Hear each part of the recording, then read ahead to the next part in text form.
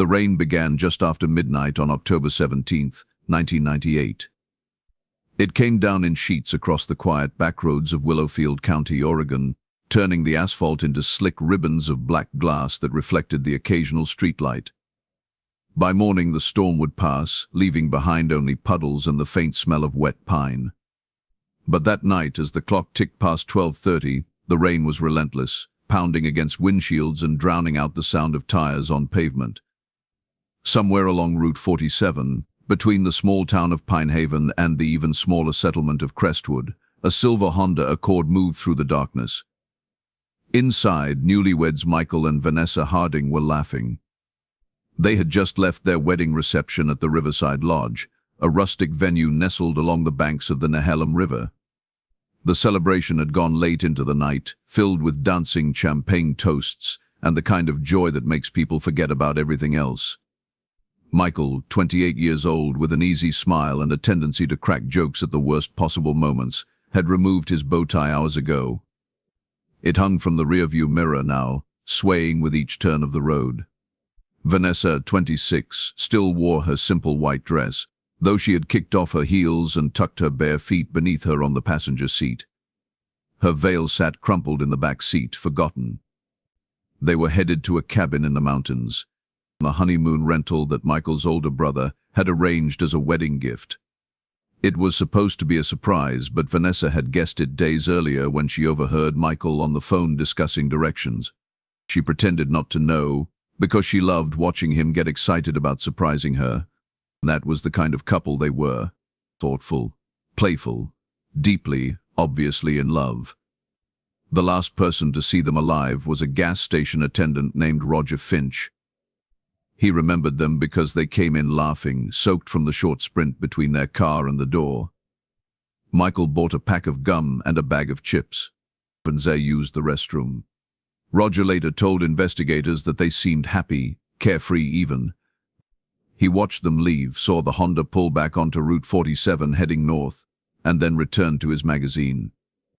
It was 12:43 in the morning. He knew because he glanced at the clock when the bell above the door chimed their exit. Nobody saw them again. When Michael and Vanessa failed to arrive at the cabin by Sunday morning, Michael's brother called their cell phones. No answer. He tried again at noon, then at 2, then at 4. By evening he called Vanessa's parents. Had they heard from the couple? No, they had not. Vanessa's mother, a woman named Patricia Holloway, felt the first flutter of unease in her chest. It was not like her daughter to go silent. Vanessa called her mother constantly, sometimes twice a day, just to chat about nothing. Patricia tried to tell herself that the newlyweds were simply enjoying their privacy, that they had turned off their phones to be alone. But the unease remained, growing sharper with each passing hour. By Monday morning, when Michael still had not shown up for work and Vanessa had missed a brunch date with her best friend, the families contacted the Willowfield County Sheriff's Department. Deputy Kyle Brennan took the report. He was young, barely 25, and this was his first missing persons case. He asked the standard questions. When were they last seen? What were they wearing? Did they have any enemies? Any financial troubles? The families answered as best they could, but the questions felt surreal. Michael and Vanessa were not the kind of people who vanished. And they were responsible, stable, boringly normal in the best possible way. The investigation began with the obvious steps. The deputies checked the cabin. Empty. They checked the couple's apartment in Pinehaven. Also empty. Mail was piling up in the box outside. The Honda was missing. So were Michael and Vanessa. It was as if they had driven into the night and simply ceased to exist. Search teams combed Route 47, looking for signs of an accident. The road was treacherous in good weather, with sharp curves and steep drop-offs that plunged into dense forest. In the rain, it would have been even worse. But searchers found nothing. No skid marks, no broken guardrails, no debris. The helicopter flyovers spotted no wreckage in the ravines below. It was baffling. Cars do not just disappear. The case quickly became a media sensation. Local news stations picked it up first, running stories with wedding photos of the smiling couple. Soon, national outlets followed. The mystery was too perfect, too eerie to ignore. A young couple vanishes on their wedding night, last seen at a gas station, driving into a storm. And the story had everything: romance, tragedy, unanswered questions. Tips poured into the sheriff's department. Dozens, then hundreds. People claimed to have seen the Honda in other states. In California, in Washington, in Idaho. Each lead was investigated and discarded. None of them panned out. Theories multiplied. Some believed Michael and Vanessa had staged their own disappearance, running away from debts or family pressure. But their bank accounts showed no unusual activity. Their credit cards went unused after the wedding night. Their families insisted that the couple had no reason to run. Others suspected foul play. Perhaps they had been carjacked, abducted, murdered. But there was no evidence, no ransom demands, no bodies, and no blood. Just silence. Months passed. The case went cold. Deputy Brennan, now a full investigator, kept the file on his desk long after his superiors had moved on. He could not let it go. He had spent hours talking to Patricia Holloway, watching her cry into a tissue as she described her daughter's laugh. He had sat with Michael's father, a stoic man who refused to believe his son was dead. Brennan felt their pain like a weight on his shoulders, and it made him keep digging even when there was nothing left to dig through. Years turned into decades. The Harding case became one of those local legends, the kind of story people tell at dinner parties to make their friends uncomfortable. Do you remember that couple who vanished? The ones from the wedding. What do you think happened to them? And the theories never stopped. Some people believed aliens had taken them. Others thought they had run off to start new lives under fake names. And the most popular theory, though, was the simplest. They had crashed somewhere remote, somewhere the searchers had missed, and their bodies were still out there, waiting to be found. And Patricia Holloway never stopped hoping. She kept Vanessa's bedroom exactly as it had been in 1998. The walls were still covered with posters of pop stars and movie actors. The closet still held Vanessa's high school Letterman jacket and her collection of ceramic horses. Patricia visited the room every day, sitting on the edge of the bed and talking to her daughter as if she might walk through the door at any moment. She refused to accept that Vanessa was gone, not without proof. Michael's father, Gregory Harding, took a different approach. He became obsessed with maps. He bought topographical charts of Willowfield County and marked every road, every trail, every body of water. He hiked through the forests himself, searching for signs of the Honda. He hired private investigators, spent his retirement savings on search teams and cadaver dogs. Nothing worked. The car remained lost. But his son remained lost. By 2010, most people had given up. The case was officially cold, buried beneath newer tragedies and fresher mysteries. And Deputy Brennan, now a lieutenant, kept the file in a box in his garage. He took it out sometimes, late at night, and flipped through the pages, hoping to see something he had missed. But the answers never came. Then, in the summer of 2023, everything changed. A drought hit Oregon. It was one of the worst in decades, turning rivers into streams and streams into trickles. Reservoirs shrank, exposing muddy banks that had not seen sunlight in years. Farmers worried about their crops. The firefighters braced for wildfires. And in Willowfield County, a small lake called Mirror Lake began to recede. Mirror Lake was not a popular spot. It sat off the beaten path, surrounded by thick forest and accessible only by a narrow dirt road that most people did not know existed. Locals used it for fishing occasionally, but it was too remote and too cold for swimming. The lake was deep, fed by underground springs, and its water was so clear that on calm days you could see straight to the bottom near the shore. Farther out, though, the lake became a black void, its depths unknowable. As the water level dropped, something began to emerge. On July 14, 2023, a group of recreational divers arrived at Mirror Lake. They were part of a small club based out of Portland, and they had come to explore the newly exposed sections of the lake bed. The drought had revealed old structures, sunken logs, and even a few abandoned fishing boats. The divers were hoping to find something interesting to photograph. What they found instead would reopen a case that had been closed for 25 years.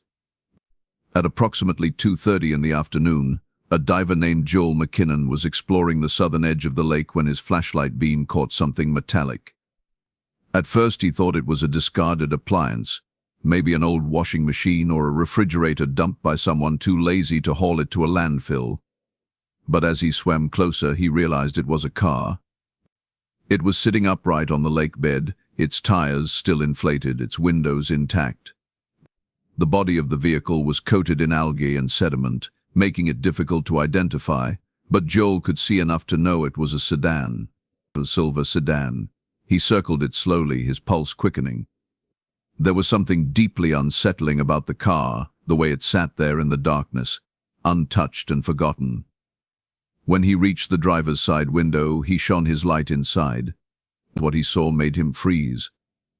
Two skeletal figures sat in the front seats, still buckled in. One wore the tattered remains of a white dress. The other was slumped against the steering wheel, its hands still gripping the rim. Joel's breath came in short, panicked bursts. He kicked his fins and shot toward the surface, breaking through the water with a gasp. His dive partner was waiting on the shore, camera in hand, ready to document whatever Joel had found. Instead, Joel stumbled onto the muddy bank and vomited. The police arrived within an hour. Lieutenant Kyle Brennan, now 50 years old and graying at the temples, stood on the shore and stared out at the lake. He had been called because the diver mentioned a white dress, and there was only one missing persons case in Willowfield County that involved a white dress. When the dive team brought up the license plate, his suspicions were confirmed. It was the Honda Accord. Michael and Vanessa Harding had been at the bottom of Mirror Lake for 25 years. The recovery operation took 3 days. The divers carefully extracted the vehicle, inch by inch, using cables and a crane. The car was remarkably well preserved. The paint was faded, the interior filled with silt, but structurally it was intact. The bodies of Michael and Vanessa were removed with care, placed into body bags and transported to the county morgue. Patricia Holloway collapsed when she received the news. Gregory Harding sat in silence, staring at the wall, unable to process what he had just been told. The forensic team began their examination immediately. The remains were skeletal, but enough tissue remained for identification. Dental records confirmed it.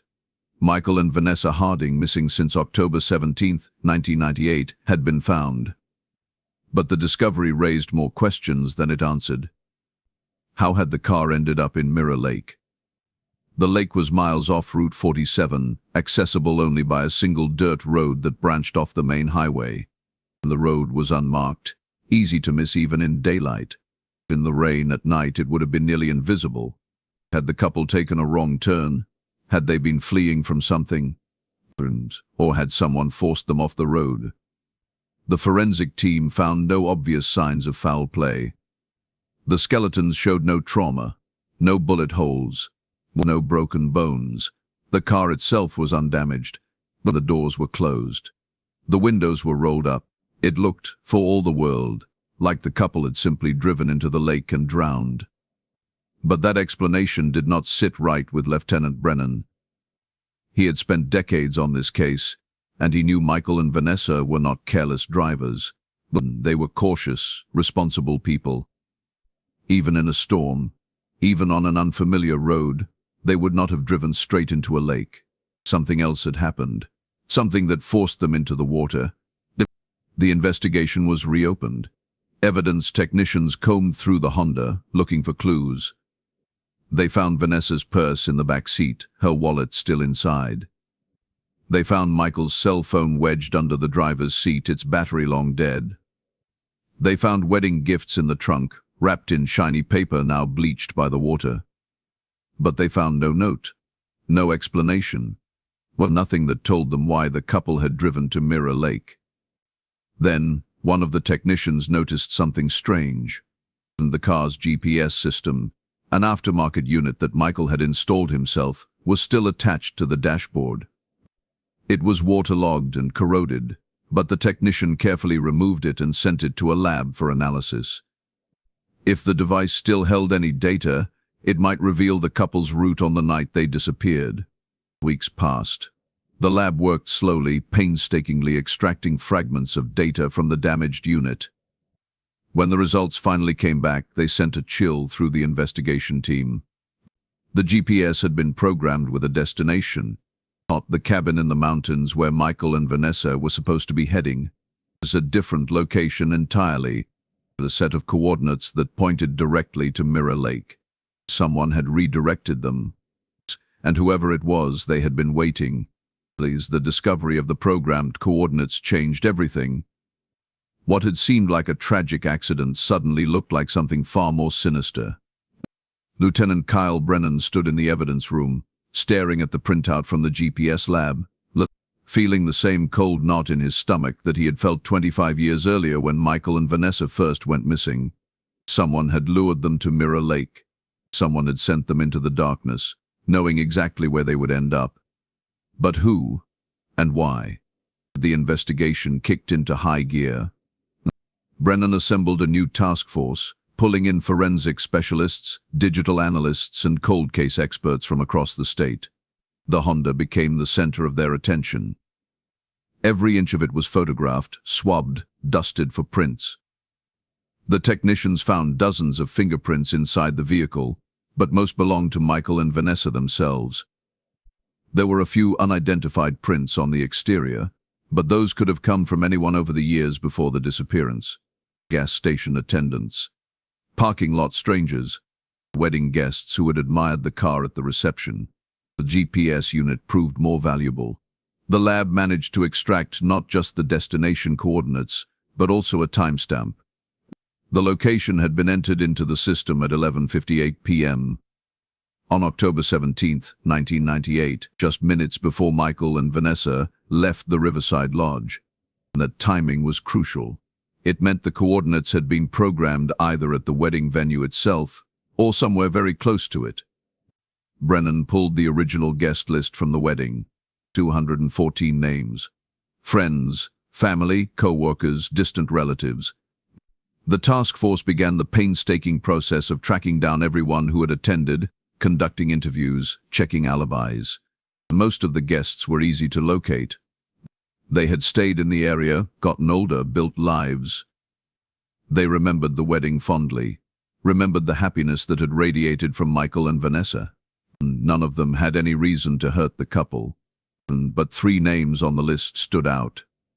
The first was Daniel Voss, a co-worker of Michael's from the hardware store where he worked. Daniel had been friendly with Michael, but several wedding guests remembered him acting strangely that night. He had drunk too much, gotten into a loud argument with another guest, and left early. When investigators tracked him down in 2023, he was living in Nevada, working as a bartender. He agreed to an interview, seemed cooperative at first. But when they asked him about the GPS coordinates, his demeanor shifted. He became defensive, evasive. He claimed he did not know anything about Mirror Lake, had never been there, had no reason to harm Michael. The investigators pressed him, asking where he went after leaving the wedding. Daniel hesitated, then admitted he had driven around for hours that night, angry and drunk. He could not remember where he went, could not provide an alibi. The second name was Rebecca Lowry, Vanessa's college roommate. Rebecca and Vanessa had been close once, but their friendship had deteriorated in the months before the wedding. Several people mentioned tension between them. Rebecca had not been asked to be a bridesmaid, and she had taken it hard. At the reception, she had spent most of the night sitting alone at a corner table, nursing glasses of wine and watching Vanessa with an expression that guests described as bitter. When investigators found her in 2023, she was living in Seattle, working as an accountant. She seemed shocked by the news of the discovery, claimed she had always wondered what happened to Vanessa. But when asked about her whereabouts after the wedding, she became vague. She said she went home, went to bed, woke up the next morning and heard nothing until days later when the couple was reported missing. No witnesses could confirm her story. The third name was the most troubling of all: Thomas Ridley, Michael's cousin. Thomas had always been the black sheep of the Harding family. He had a criminal record, mostly petty theft and drunk driving charges. He had borrowed money from Michael repeatedly over the years, never paid it back. At the wedding, he had approached Michael multiple times, asking for another loan. Michael had refused. Witnesses remembered raised voices near the parking lot, remembered Thomas storming off in anger. When investigators tried to locate Thomas in 2023, they hit a wall. He had disappeared in 2001, just 3 years after the wedding. His family had not heard from him in over 2 decades. No known address. Unknown address. No phone number. No social media presence. It was as if he had erased himself.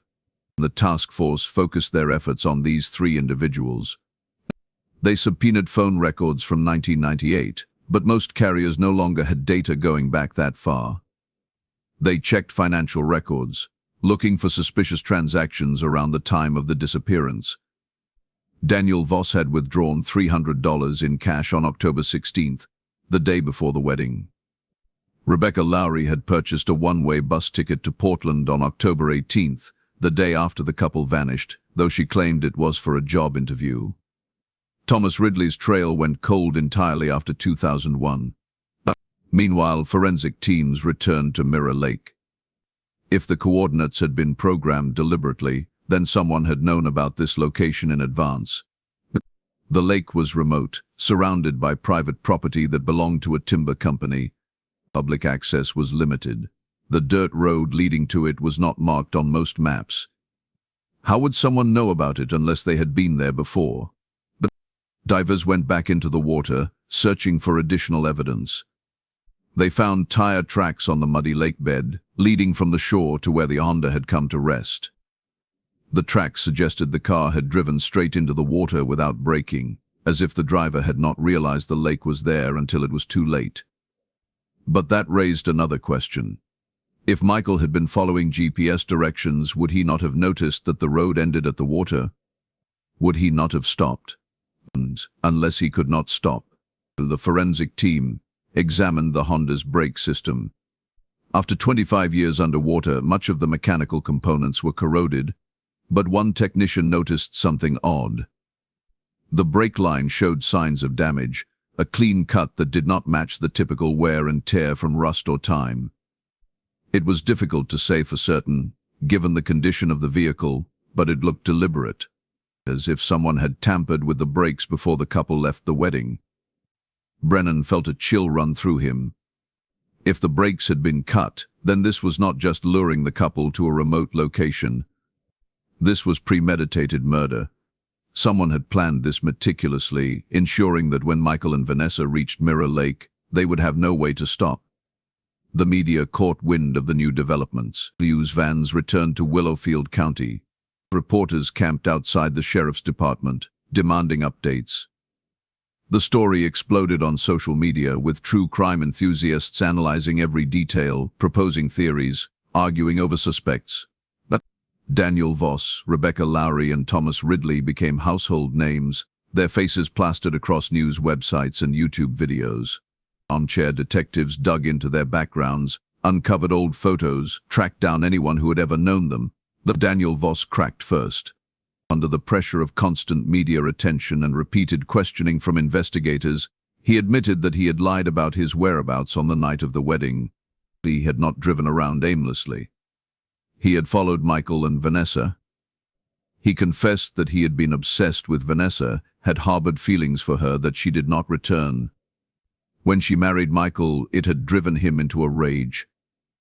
He admitted to following their car after they left the gas station, staying far enough back that they would not notice him. But he swore he had not done anything to them. He claimed he lost sight of their car somewhere along Route 47, that the rain had been too heavy, that he eventually gave up and went home. He insisted he did not know about Mirror Lake, had never been there, had no idea how the couple ended up in the water.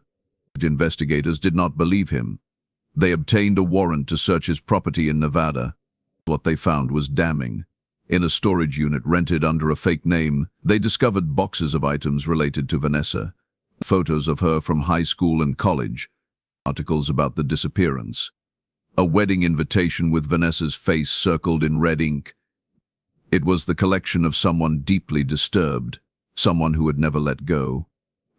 But they found no physical evidence linking him to the murder, no tools that could have been used to cut the break line, no maps or documents showing knowledge of Mirror Lake. Daniel Voss was arrested and charged with stalking, but prosecutors could not build a murder case. Not yet. Not in. Rebecca Lowry maintained her innocence throughout the investigation. She admitted that she had been hurt by Vanessa's decision not to include her as a bridesmaid, but she insisted she had no desire to harm her former friend. She passed a polygraph test. Her phone records showed no suspicious activity, but her financial records revealed nothing unusual. She seemed genuinely devastated by the discovery of the bodies, broke down crying during interviews, asked if there was anything she could have done to prevent it. Investigators found no evidence tying her to the crime. That left Thomas Ridley, the cousin who had vanished without a trace. Brennan became convinced that Thomas was the key. A man with a criminal history, a motive rooted in money and resentment, and a disappearance that coincided suspiciously with the unsolved case. The task force launched a nationwide manhunt. They checked prison records, homeless shelters, hospitals. They released his photo to the media, asking for tips from the public. Weeks passed with no results. Then, in September 2023, a breakthrough came from an unexpected source. A woman in Montana contacted the tip line. She said she had been watching the news coverage and recognized Thomas Ridley. She claimed he had been living in her town under a different name. He called himself Martin Ross, worked as a mechanic, kept to himself. She had always thought there was something off about him, something that did not add up. When she saw his photo on the news, she was certain it was the same man. Law enforcement descended on the small Montana town. They found Martin Ross living in a trailer on the outskirts, a solitary existence with no friends, no family, no ties to anyone. When officers knocked on his door, he opened it without hesitation. He looked older, worn down by years of hiding, but it was unmistakably Thomas Ridley. He did not resist arrest. He sat in the back of the police car, silent, staring out the window as they drove him to the station. During the interrogation, he said nothing for hours. He asked for a lawyer, refused to answer questions. But then, late into the night, something shifted. Maybe it was exhaustion. Maybe it was guilt finally catching up with him after 25 years. He started talking. What he revealed sent shockwaves through the investigation. Thomas admitted that he had been furious with Michael on the night of the wedding. Michael had refused to lend him money, had embarrassed him in front of other guests, had made him feel small and worthless. Thomas had been drinking heavily, his anger building with every drink. After the reception ended, he went to the parking lot, intending to slash Michael's tires or key the car, some petty act of revenge. But then he saw the GPS unit on the dashboard, and a darker idea formed. He knew about Mirror Lake. He had been there years earlier, back when he was a teenager, using it as a place to drink and smoke with friends. He remembered how hidden it was, how easy it would be for someone to miss the turnoff in the dark. He programmed the coordinates into the GPS, erasing Michael's original destination. Then he crawled under the car and cut the brake line, not all the way through, but enough that it would fail under pressure. He wanted to scare them, he claimed. Wanted them to crash, to get hurt, to suffer the way he felt he was suffering. He swore he did not mean to kill them, but he did. And when news broke that Michael and Vanessa were missing, Thomas panicked. He realized what he had done. He had not just scared them, he had sent them to their deaths. He fled Oregon, changed his name, and spent the next 25 years running from what he had done. The confession was recorded, documented, verified. Thomas Ridley was charged with 2 counts of first-degree murder. The case that had haunted Willowfield County for a quarter of a century finally had an answer. And the families, after decades of uncertainty, finally knew the truth. But the truth did not bring peace. Patricia Holloway attended every day of the trial. She sat in the front row, staring at Thomas Ridley with an expression that was neither anger nor sadness, but something deeper, the hollowness that came from losing her daughter twice. Once when Vanessa disappeared, and again when her body was found at the bottom of a lake, preserved in the darkness for 25 years. When the jury returned a guilty verdict, Patricia did not react. She simply stood and walked out of the courtroom, her footsteps echoing in the silence. Gregory Harding was not there. He had passed away in 2019, 4 years before his son was found. He died still searching, still hoping, never knowing that Michael had been so close all along. Lieutenant Kyle Brennan retired shortly after the trial concluded. He gave a press conference, standing on the steps of the sheriff's department, answering questions about the case that had defined his career. When a reporter asked how it felt to finally solve the mystery, Brennan paused. He looked out at the crowd, at the cameras, at the faces of people who had followed this story for decades. And he said something that stuck with everyone who heard it. He said that solving the case did not feel like victory. It felt like closing a wound that should never have existed in the first place. Michael and Vanessa Harding were buried together in a quiet ceremony attended only by close family. Their headstone was simple, just their names, their birth dates, and the date they disappeared. October 17, 1998, the date their lives ended, even though their bodies would not be found for another 25 years. Mirror Lake was drained shortly after the trial. The timber company that owned the land decided it was too much of a liability, too much of a reminder. The area was fenced off, declared private property, and left to return to the forest. Today, if you drive past it on the unmarked dirt road, you would not even know a lake had been there. Just trees and silence and the faint impression of water that once was. Thomas Ridley is serving 2 consecutive life sentences without the possibility of parole. He has given no interviews, made no statements since his confession. Some say he is racked with guilt. Others say he feels nothing at all. Nobody knows for certain, and perhaps it does not matter. What matters is that Michael and Vanessa Harding, who vanished on the happiest night of their lives, are no longer missing. Their story, which began with laughter and love and a silver Honda driving into a rainstorm, ends at the bottom of a lake that swallowed them whole and kept them hidden for a generation. But even now, with the case solved and the killer behind bars, questions linger. People in Willowfield County still talk about the Hardings, still wonder about the small details that never quite added up. Why did Michael not notice the GPS was directing him off course? Why did Vanessa not realize they were heading the wrong way? Were they too distracted, too happy, too wrapped up in each other to pay attention? Or was there something else? Something that happened in those final moments that we will never understand. The forensic reports suggest that the couple drowned quickly once the car submerged. The water would have been cold, disorienting. In the darkness, they would not have known which way was up. Their seatbelts kept them trapped in their seats as the Honda sank deeper, pulled down by the weight of the engine, settling onto the lake bed where it would remain undisturbed for 2.5 decades. Divers who recovered the vehicle say that Vanessa's hand was reaching toward Michael's, as if in their final moments, they were trying to hold on to each other. It is a detail that has haunted everyone who heard it. A reminder that even in the face of unimaginable terror, they were not alone. The case of Michael and Vanessa Harding is officially closed. But for those who lived through it, who spent years searching and hoping and grieving, it will never truly be over. The pain does not vanish just because answers are found. It lingers, transforms, becomes something you carry with you forever. Patricia Holloway still visits Vanessa's grave every Sunday. She brings flowers, sits on the grass, and talks to her daughter about everything and nothing. She tells her about the weather, about family gatherings, about the grandchildren Vanessa will never meet. And sometimes, when the wind blows just right, Patricia swears she can hear her daughter's laugh, faint and distant, carried on the breeze. Kyle Brennan keeps a photo of Michael and Vanessa on his desk at home. It is from their wedding day, taken just hours before they disappeared. In the photo, they are dancing, their faces pressed close, their smiles wide and genuine.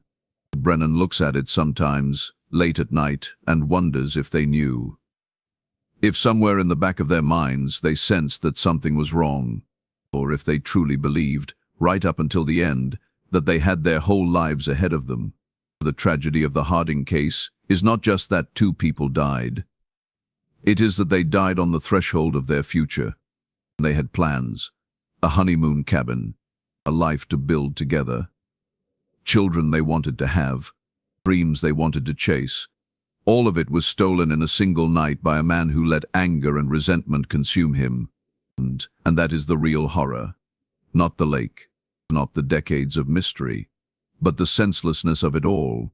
The knowledge that Michael and Vanessa would still be alive if Thomas Ridley had just walked away, and if he had let go of his bitterness for one night, if he had chosen anything other than violence. But he did not. And so the story of Michael and Vanessa Harding becomes another cautionary tale, another reminder of how fragile life is, how quickly joy can turn to tragedy, how the darkness is always closer than we think. Their names are now part of the folklore of Willowfield County, whispered by locals who remember, taught to newcomers who ask about the drained lake and the fenced-off land. The legend of the couple who vanished on their wedding night, who drove into a storm and never came back, who waited at the bottom of Mirror Lake for 25 years until the drought finally revealed their secret. It is a story that will be told for generations, passed down like ghost stories around campfires, a mystery that was solved but never truly understood. Because even with all the evidence, all the confessions, all the forensic analysis, there is still one question that haunts everyone who knows this case. What were Michael and Vanessa thinking in those final moments? Did they realize what was happening? Or did they spend their last seconds believing it was just an accident, a terrible mistake, something that could be fixed if only they could get out of the car? We will never know, and perhaps that is the most unsettling part of all. In the silence of the lake, the stillness of the water, the unanswered questions that sink beneath the surface and never come back up. Michael and Vanessa Harding rest together now, side by side, in a cemetery overlooking the same forests they loved. Their story is over. But the memory of what happened to them, the weight of their loss, the injustice of their stolen future, will remain long after everyone who knew them is gone. Because some stories do not end when the case is closed. They echo, and they linger. And they remind us that beneath the surface of every quiet town, every peaceful lake, every ordinary life, there are secrets waiting to be uncovered, tragedies waiting to be told, and mysteries that will never fully be explained.